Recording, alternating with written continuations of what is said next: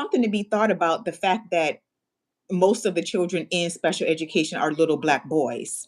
And at the same time, a lot of households are led by single Black women, single mothers. So I'm pretty sure all of that plays a role into that, because if she's a single mom, she's out working, which leads to less time in her, you know, teaching the child to read. So, Right. it's all of that. So I think that a lot of these moms, single Black moms, don't even know their rights, and they just see a packet or IEP presented to them and they think, oh, this is going to be beneficial to my little Black boy. They don't read through it, they don't ask questions, and they don't know their rights. So, I can can you go into that a little bit? Well, yes, I do think that is very accurate, and um, there's a lot of, I guess, the tie is socioeconomic status, because if you're working multiple jobs, you're not parenting or teaching Right. to read, or Hmm.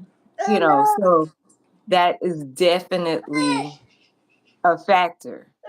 Right. Um, Also, if depending on the birth order in the house, if a boy is not the first child in the house, they're less likely to use their words, because they can point at something and there are multiple people in the house that'll say, "Oh, do you want this?" And then they're not learning as many words. So the more words they know going into kindergarten, the easier it is for them to learn to read and to understand what they're reading.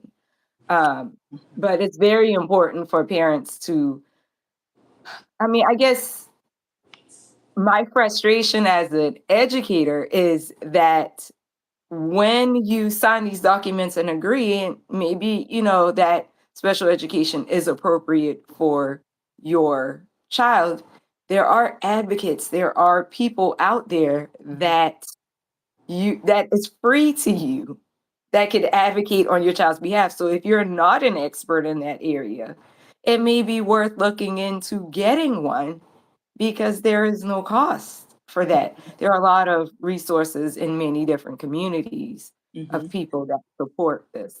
Um, I agree. in addition, there are outside testing agencies as well. Hmm.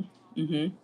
And again, I don't think a lot of mothers, parents, I should say, not just mothers, parents, really know their rights and know the different avenues that can be taken in the help and support that's actually out there concerning this, you know.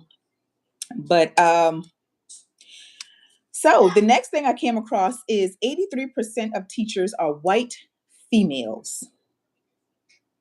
Now, let me go ahead and make a note, okay, guys, because this book was written in 2005, okay? So, we are going off of what is in this book. I do not have specific numbers or stats of today, okay? I'm going by what this is. However, I personally don't think it has changed that much. Okay? It's only been 20 years and with the educational system in America, we're still basing it off of 1940s, 50s educational system anyway. So with that being said, um, you know, this is from 2005, but we're just going off of his studies and what he found, and I'm pretty sure a lot of it is still relevant today. But what do you think about the fact that 83% of teachers are actually white females? Um, I think people choose whichever career they're interested in. However, as in my book, I wrote a chapter on there's a difference between being a public servant Mhm. and a public service employee. And I think that is more relevant than anything else, because you can have a white teacher, a black teacher. It doesn't matter what the race of the teacher is, if they are competent and Mhm. their focus and goal is educating your child or each child in that class. Um, in my experience, Mhm. it is the